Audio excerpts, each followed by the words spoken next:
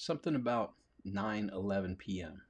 wasn't planned a couple days ago, wasn't planned tonight. It just so happens that it's 9/11, 911. Now, we all remember 9/11/01, 2001, when that crazy incident happened. The Twin Towers were both struck by planes. Those two towers went down, and then the third tower went down that wasn't struck by a plane. That's a whole nother discussion. But the fact that it happened on September 11th was, looking back in history, just odd, right? 911 is what we call for emergencies. 9/11 is what happened. So now we've entered 9/12. So I've spoken for a minute to get people on here, but this is 911 and similarly an emergency. And as the words that I posted for this live stream state, I would have you consider to not become so fearful of dying that you miss living.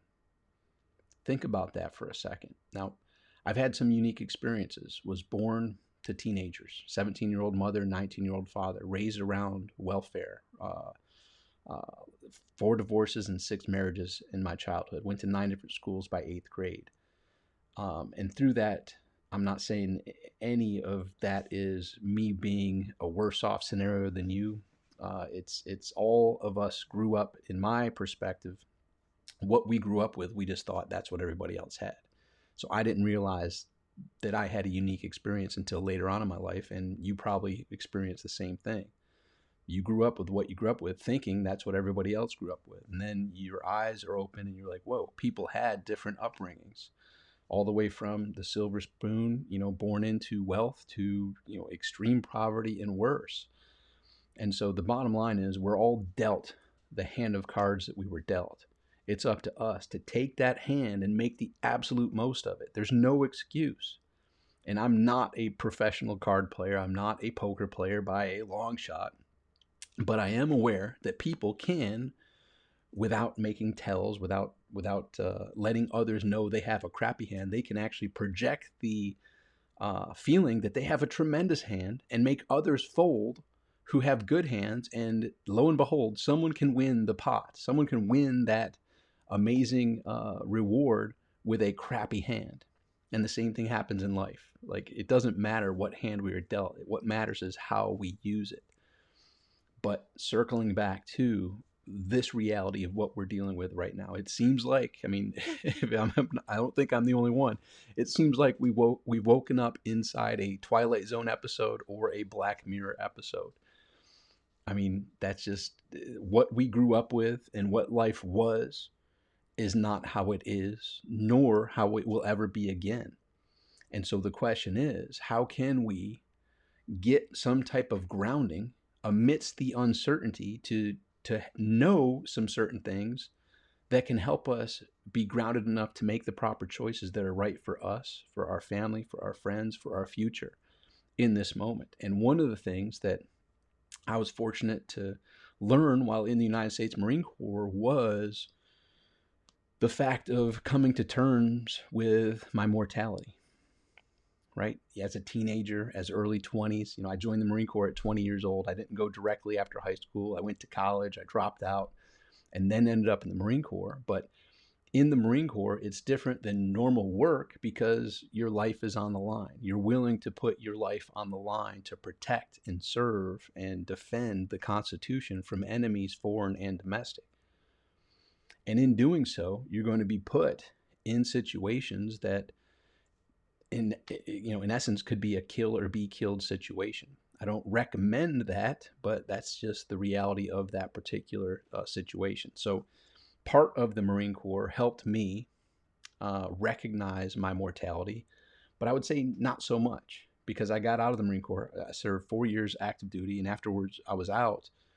I was able to expand my coming to terms with mortality when my mother was diagnosed and gone of cancer at 52 years old in the year 2007. And to me, she was only 17 years old when I was born. She was strong, headstrong, nothing stopped her, and invincible. And then when it was diagnosed and she was gone so quickly at 52 years old, and I was there to see with my family and be with her there for that last breath, that was an experience that I'll never forget, and an experience that helped me understand, just a few weeks ago, she was healthy and running around like a chicken with her head cut off, doing her thing. And then here she was deteriorating away with cancer like that and gone. And then just a few years later, my father was diagnosed and gone at 56 years old in 2009 of cancer. Same thing. Healthy, diagnosed, and within a few short weeks deteriorated to nothing, and had the conversations with my mother and with my father.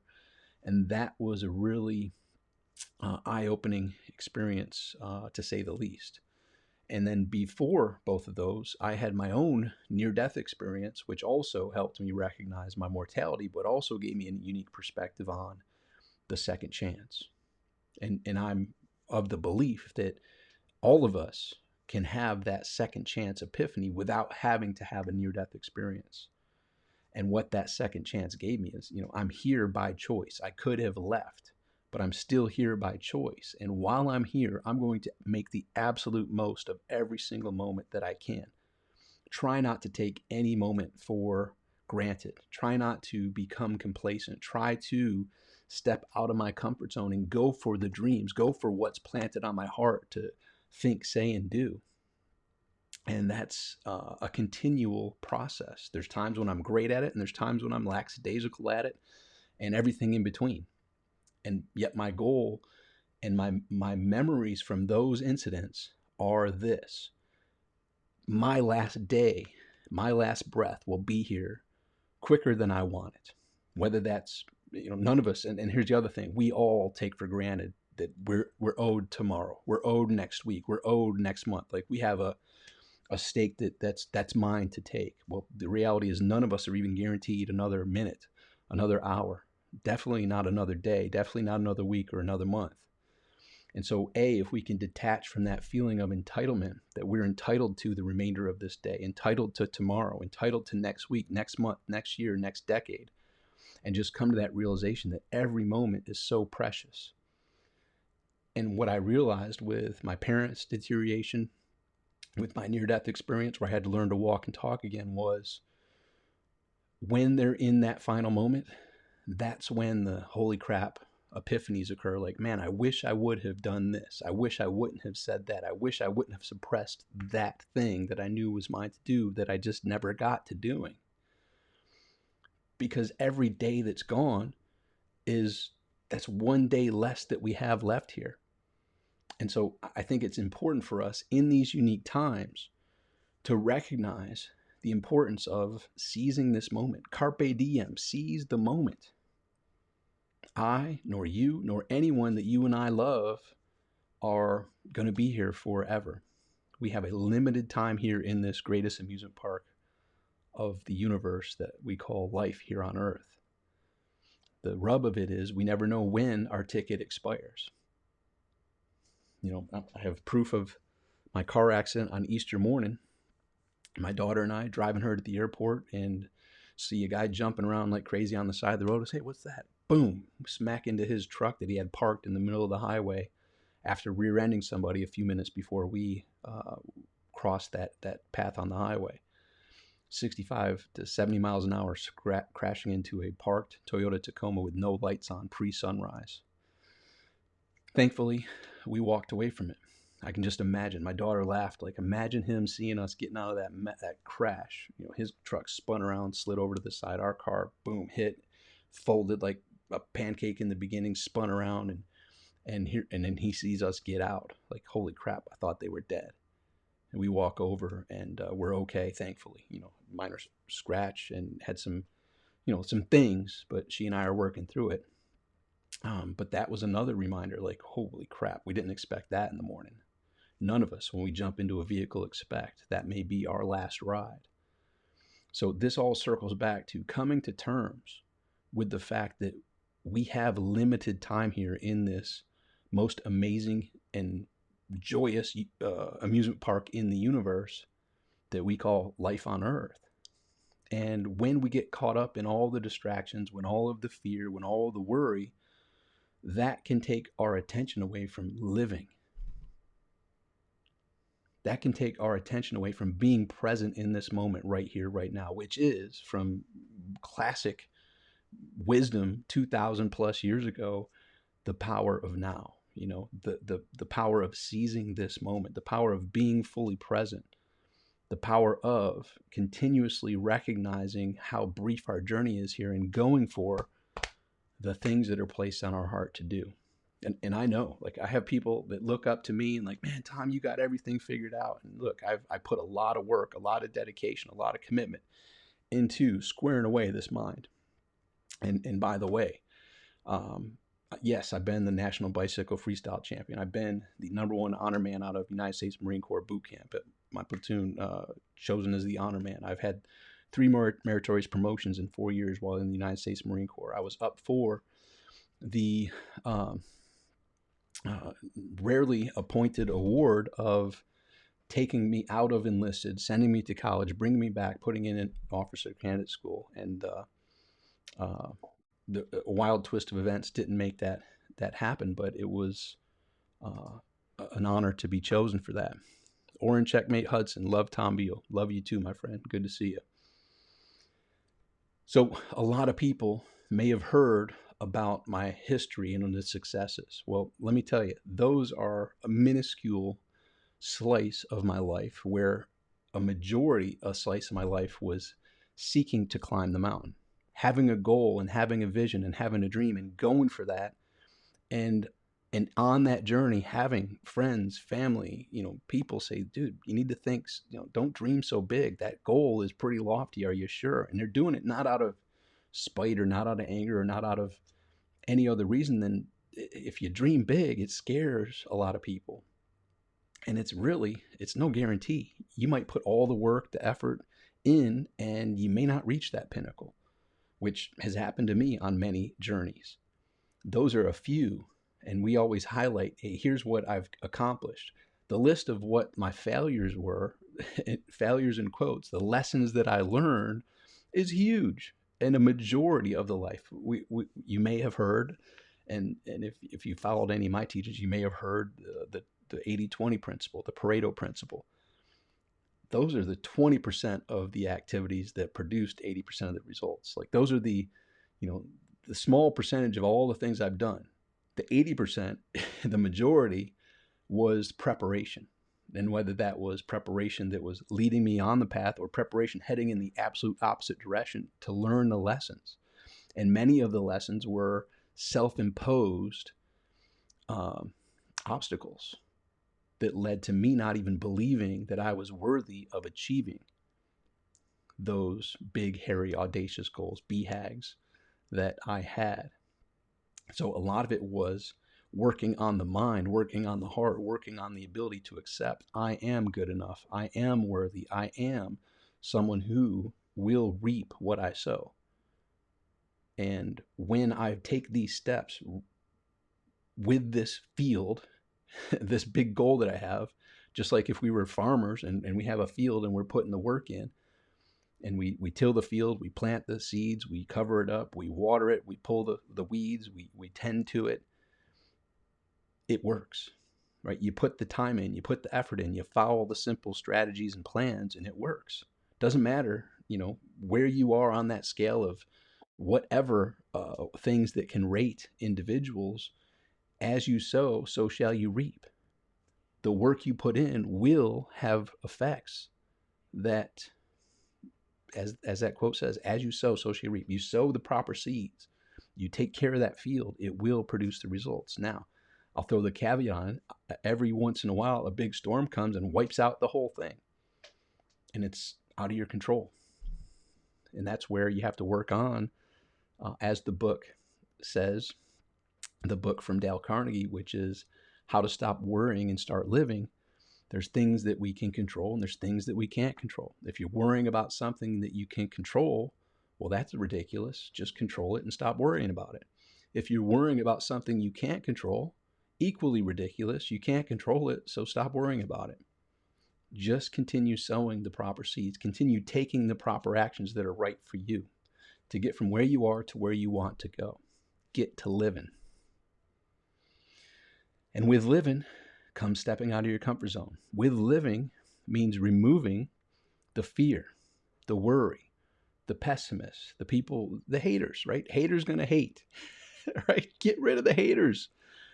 Hey, you can still love them, and you know that they're probably doing it, some maybe out of jealousy, but most maybe to protect you from failing.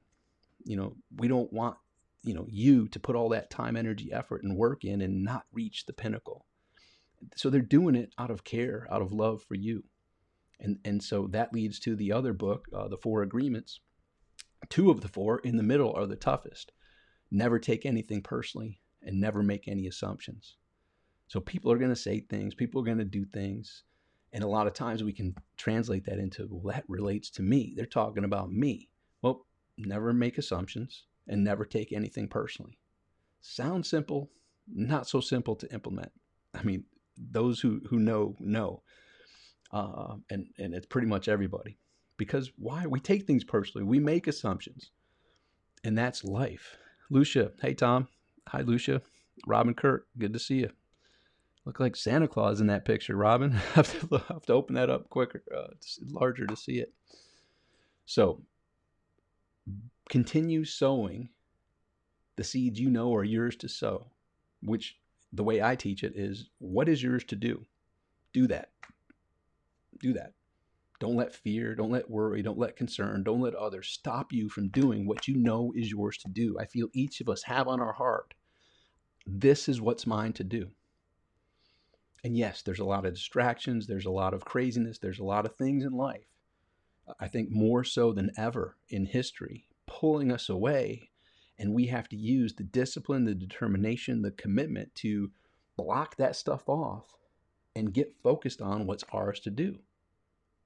Remove yourself from the distractions, do the work, sow the seeds, till the soil, plant the seeds, fertilize them, water them, pull the weeds. And obviously that incorporates into the steps necessary to reach the desired outcome that you have, the thing that you know is on your heart. Hey, that's the desired outcome. But I first got to till the soil. I got to plant the seeds. I got to water it. I got to fertilize it. I got to pull the weeds out. And then time. And I'm not sure if you're the only one or if I'm the only one, but God's timing usually isn't my timing. Anyone else notice that? I'm like, yeah, this should take about a week, and then 2 weeks and 3 weeks and 4 weeks and 5 weeks, and still sowing the seeds, sowing, as you sow, so shall you reap, sowing the proper actions and not reaping the rewards. Well, there's seasons. And going back to that, as you sow, so shall you reap analogy, you can't till the field, plant the corn, water it and fertilize it for 3 days and come back and expect a field of corn to be there. There's a process of germination. There's a process of the roots taking root and then allowing the corn to rise above the ground. We can't speed that up. And in many cases, we aren't as familiar with those cycles in the new endeavors that we're seeking to attain. So all we have to know is, as you sow, so shall you reap. I know what's mine to do. I'm taking the proper actions consistently, day in, day out. And even though it hasn't yet met my timeline, I know that I'm on the right path. I know that I'm doing what's mine to do. I'm detaching from that outcome. What I found is the more that you're able to detach from the outcome, look, it's going to happen when it happens. But I know right now, here's what my next step is. And I'm willing and able to take that next step. As you take that next step, one after the next, with consistency, you will get from point A to point B. You will get from where you are to where you want to be. I'm in South Florida right now. If I wanted to go to California, I could start walking north and then start walking west. If I was committed and consistent enough, I could reach California just walking. Period. It's going to take time. It's going to take dedication. It's going to take commitment. But I'll get there. Then we get a little more efficient. We could ride a bike. We could catch a train, catch a bus, catch a plane. all these other ways to shorten that journey. And we, may start the journey not knowing of those other shortcuts at the time, but taking one step after the next, having one conversation after the next, they'll be brought into your radar. They'll be brought into your field of possibilities. And it's up to you to use your proper discernment and figure out, what can I do to get to that desired outcome with the highest degree of probability, possibility, efficiency, effectiveness. And when you combine that with your commitment, with your dedication, with your consistency, you'll get there. Sam England, absolutely, man. And look, I don't know if you caught the beginning, but I was there for my mother's last breath in 2007 at 52 years old. I was there for my father's last breath at 56 years old, both diagnosed and gone of cancer. And that was a huge eye opener for me. They were both indestructible. They were only 17 and 19 years older than me. That's how old they were when I was born. And I know you just lost your beautiful wife not too long ago. And these are tough moments, and it sucks to recognize that we're immortal. All of our friends, all of the loved ones that we know will be gone in just a few short decades and less, and including ourselves, right? So a lot of people get so caught up in the fear and the distractions and the worry that they forget about living. And I can say this, after watching both of my parents pass, and then obviously I've had grandparents pass and friends and family and all this, in those last days and last moments, that's when it really sinks in. Like, why did I dawdle? Why did I waste time? Why did I not go for it when I was able to? Now I recognize the clock is ticking, and crap, like, there's not enough time to come back. There's not enough time to go do the things that I thought were mine to do. I died with that book in me. I died with that thing that never got to be created. I died with this vision of what I wanted to do for me and my family. Or come to that realization and, like, look, shit's going to happen. Bad shit happens. And regardless, I'm still going to be consistent to take the action that I know are mine to take, because I know when I'm being escorted out of this greatest amusement park in the universe, I'll be like, wait, I wanted to ride that ride. Wait, I wanted to ride that ride. Well, your time is up. And the last breath is right around the corner. Each of us have it. I mean, geez, I just remember that Carpe Diem moment in Robin Williams movie, right? He's the teacher at that. I forgot the name. If anyone remembers the name of that movie, great movie, Ben Affleck and whatever, one of their first movies, I think. And he's looking at the pictures on the wall. Look at these pictures, kids. And these kids are in college. He's like, and he starts saying, Carpe Diem. They're talking to you. Every one of those people in those pictures are gone. Look at them. They're vibrant. They had the world in front of them. They're all gone. I mean, I'm going to have to watch that movie again. I can't remember the daggum name of it. It's a good one. Robin Williams was the teacher. That's so powerful. Look around. Like, look, this time here we have is absolutely precious. It's the most precious and ever fleeting asset that we have, time. How did you invest your time today? How are you going to invest your time tomorrow? That's all really we can narrow it down to. Did I make a lot of mistakes in the decades that led up to me here? Hell yeah. Am I going to make a lot more? Damn right. It's just part of life. I have to accept it. Hopefully I'm getting better with my discernment, and thankfully I am, of choosing better actions that are not self-sabotaging, that are not harming others that I care for and love, that are on a path that are congruent with the goals, dreams, and desires that I have. Thank you, Michael. Thank you. Hey, I feel great. I feel not actually that tired. I'm going to go to sleep soon, but that's kind of the look I have. I think it's a family thing with the bags and stuff. That's just me. That's cool. But it's funny because I do trainings, and there's one woman who always points out, "You look so tired." I'm like, "Thank you." And that actually goes back to the 4 agreements, which 2 of the 4 agreements are never take anything personally and never make assumptions. I get it. Hey, we all have a look, and guess what? Most people are used to seeing me with glasses. So that's another combination, because most of the time I have glasses on, and when I do lives like this, I take the glasses off, which gives a whole different appearance. And yes, this is hereditary. It's just what I come with. So thank you. And in the past, it would worry me or fear and start sweating or something like that. Uh, oh yeah, and I totally know. Yeah, and this is not like Michael Neal is one of my. He is amazing. I'm so blessed to have him in my life, and I love that every time we cross paths. But this is kind of a cool lesson though, because stuff's going to happen, and close friends will say stuff, and in the past you may have made assumptions or you may have taken it personally. As you can see now, it's just like, yeah, I probably do. I probably do.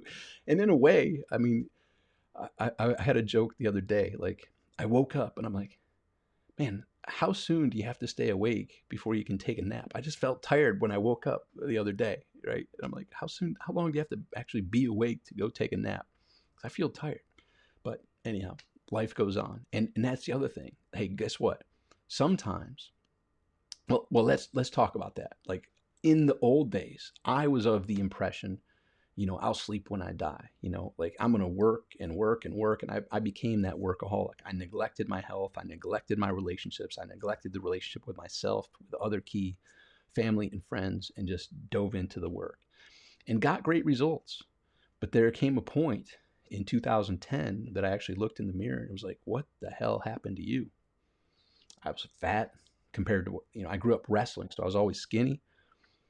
I am way I am way past my bedtime. I'm usually in bed very shortly. Just one of these moments. So Wanda's out there talking with one of her old friends from Puerto Rico. So you know what? I'm gonna jump on live and share some wisdom, talk with some friends. And so back in the day, I was a workaholic, and I bragged about how hard I worked. Now this is a great. I rarely tell this story, but this is a great lesson. So this was back in 2001. And I had just moved from Rochester, New York to Charlotte, North Carolina to be the publisher of the North Carolina Homebook for anyone looking to build, remodel, or decorate their $1 million plus home in Charlotte, Greensboro, or Raleigh, Durham. Working with $1 billion publishing company. And I wanted to make my mark. Like, I've been number one in multiple sales organizations. I want to be number one in this organization. And I did accomplish that numerous times. But I was working like a madman, 7 a.m. till many times 10, 11 at night. And so I'm having a conversation with one of my friends who actually worked with Jim Rohn and worked for Jim Rohn when Tony Robbins did back in the late 70s. And I heard lots of great stories about, Tony was on fire. Just talk about dedication and commitment. While everyone's out partying, he's studying in his room. Like that, it was just crazy. But anyhow, this guy, Ricky Rainbow, and I were having coffee in Charlotte, North Carolina. And I'm telling him, and by the way, I just had my first child. This was in February 22nd of 2002. My first child was born. So this must have been around March of 2002. And I'm having this conversation with Ricky. And I'm telling him, yeah, man, I'm in the office from 7 a.m. till about 10, 11 at night sometimes. Like, man. He's like, huh. He's like, Tom, I can tell you're saying that, wanting me to pat you on the back because society kind of looks good upon what I consider workaholism. And he said, let me ask you this. Didn't you just have a new child? I said, yeah, my son was born February 22nd. He's like, huh. And you're working 7 in the morning until 10 or 11 at night. How much time are you seeing your new child? And it was like a dagger through my heart. At the time, like tears just started flowing. I said, not that much. He's like, yeah, I pretty much guessed that. He said this. And by the way, I had just been married a few months prior as well. So you got your new wife, you got your new child. How much time you spending with them? And it was like a dagger through my heart. And he said this. This was a great challenge. He said, anybody, if they're working like that, should have results. So it doesn't impress me that you have results working like that. He's like, what would impress me is if you were able to get the same results in half the amount of time. That fried my mind. Because I grew up like you have to work hard. If you aren't working hard, and if you aren't putting in the 10, 12 plus hour days, you're not deserving of the success. Well, that's a fallacy. And he shattered that fallacy for me. If you want to impress me, get the same results in half the amount of your time. How are you going to do that? Whoa. And that led to what we all in this group here of amazing people know, that we live the life that we're currently living based upon the questions that we're currently asking ourselves. So he asked me this new question. I didn't reject it. I actually embraced it. I said, you know what? I don't know how that's possible, but I'm going to go figure out how that can be possible. How can I get the same results in half the amount of my time? And I accepted that question. I accepted that challenge and was able to do it. And that led me to becoming more efficient, more effective in future projects. I did slip back into some workaholism after that, but I was given that reminder again and applied that again. And it's my life has not been one straight trajectory. It's been a roller coaster, personally and professionally, and a lot of it was due to my own self-sabotage, not feeling I was worthy and deserving of certain levels of success that I had attained. Whole different story, whole different topic, but we'll get into that in some upcoming discussions. But what I would like to leave you here today, this evening, is think about that powerful question that my friend Ricky posed to me. What would you have to do to get the same results that you're getting in half the amount of your time? And I'll state this because I remember being at that moment and kind of in my mind thinking, well, that's impossible. Well, that leads to the quote from Henry Ford, whether you think you can or think you can't, you're right. So if you think it's impossible for you, it is impossible for you. But if you would reframe that to say, what if that's possible for me? What would that look like? How could I achieve the same results in half the amount of my time? And then take it a step further. What would I do with that remainder of time that now is freed up? Because that's another powerful thing, especially for successful people, for people that have achieved a certain level of success. Because when that new time frees up, it's, in my opinion, best to have ideas of where to allocate that and how to make that another investment of your most precious asset of time. Where, in my opinion, can you reinvest that into the areas that you had been neglecting while you were in that workaholic mode? Now, for me, that was my health and my relationships. So I did accomplish that and was able to repurpose that time and put it back into an investment into my health, taking the proper steps, and an investment into my key relationships. And it transformed my life numerous times, not just in that scenario, but numerous times since. And it's transformed many others since I've been fortunate and able to share that with many people. So there we have it. That's a powerful story, hopefully helpful for everybody. So, yep, already way past my bedtime, as we discussed. Nashville Milo. Sam, I love it. So true. Absolutely. Oren, 4 agreements. Be impeccable with your words. Don't take anything personally. Don't make assumptions, and always do your very best. Absolutely. Do a Google search. Get the book. If you do a Google search for the 4 agreements, you'll find a cool image that shows the 4 different quadrants, basically. And most people are pretty good being impeccable with the words. Man or woman of their words. They do what they say and they say what they do. And many always are committed to doing their very best. The 2 that I found were tough for me and others was don't take anything personally and don't make any assumptions. That's taken some work, and I'm still a work in progress on those and the others. But I've got a pretty decent handle on being impeccable with my word. If I say I'm going to do something, I do it. It's a very rare situation and worthy of calling and checking in to see if I promised something that wasn't delivered.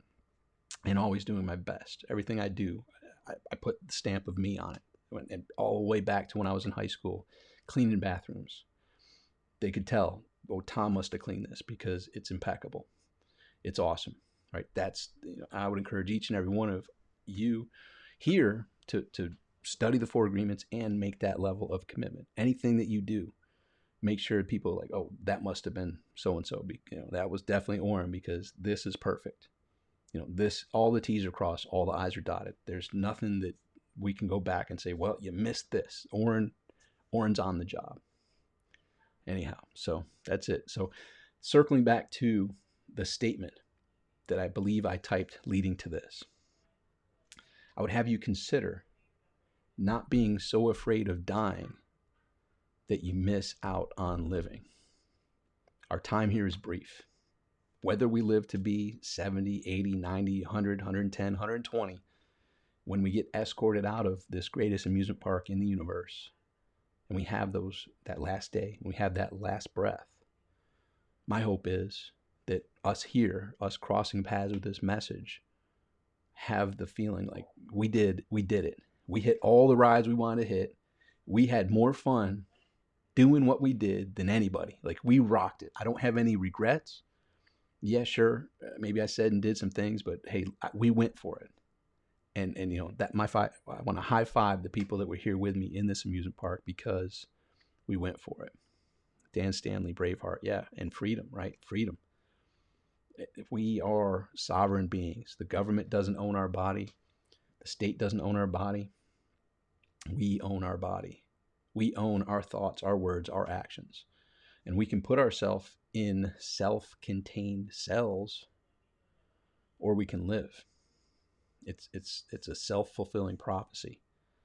And I live my life based on joy, adventure, and passion. Everything I do comes with joy, adventure, and passion. And I bring it. And I have surprises. I have situations that I'm like, crap, I didn't see that coming. And I have moments where I have to go get regrounded, but I try to do it, and I have systems in place that work for me and have helped many of my clients. Not let that take a day, not let that take several days or a week, or it be, it's like, look, okay, well, shit, I didn't see that coming. Now what? Okay. And I'm talking serious, like complete businesses wake up, gone. Shit happens, right? And that helped me build more faith, build more trust in the law of sowing and reaping, and literally just, I have a conversation with God all the time. Another powerful one here. Regardless of what your religious beliefs are, here's one of the conversations I have all the time, especially when surprises happen, when things happen that I didn't foresee. The plan was in place. I tilled the soil, I planted the seeds, I watered it, I fertilized it. Crap, the crop got wiped out. What happened? And here's the conversation. God, creator of all, talking to me, asked this. Hey, Tom, do you trust me?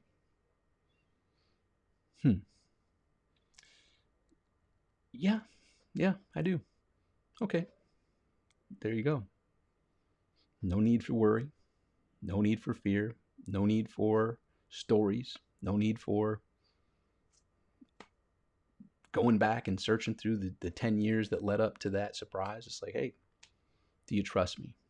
Yeah. Looking back, I can see in my life how the quote, every adversity carries with it the seed of an equivalent or greater benefit, has proven to be true time and time again. So in the moments that I feel here's a big adversity, hey, do you trust me? Yeah, I do. Okay. Get back to doing what you're yours to do. Discern. Become clear on what's yours to do. Because keep in mind, there's busy work, and that's the 80% of activities that only produce the 20% of results. What's the 20% activities that can produce the 80% of results? And a level deeper, what's the 20% of that 20% that can get you 80% of that 20%? So out of 100 things, that would be 5 of those things get you 64% of the way there. It takes time, it takes dedication, it takes commitment, it takes discernment to figure out what those are, but you become good. And just like working out, you become a master at, well, here's what's mine to do now. Oh, that's done. Here's what's mine to do now. That's done. Here's what's mine to do now. With joy, with adventure, with passion. And life kind of flows. Row, row, row your boat gently down the stream. Merrily, merrily, merrily, merrily, life is but a dream. Live it. Go for it. Watch how this dream is able to be influenced by your gaining clarity, by your taking the actions that you know are yours to take with commitment, with dedication, with consistency, and have fun. Because we all get escorted out of this thing. And my hope is that when you get escorted out of here, boom, we freaking went for it. Made the most of it. We did what was ours to do. Go do that. Now, I have a podcast. You can find more insights at maketodaygreat.com. Finally, put some gear up where you can get some cool things like stickers and t-shirts and other things like that. You can go to maketodaygreat.com, see how to get that. It's maketodaygreat.com/gear. But go for it. Now is your time. Step up, step out of your comfort zone with joy, adventure, and passion, and make today great. I'll talk with you soon. Thanks for joining me this evening. Love you all. Let's kick some butt. I'm gonna go dream in the dream. In what's that? What was that movie? Matt Damon. All right. Chat with you soon. Bye for now.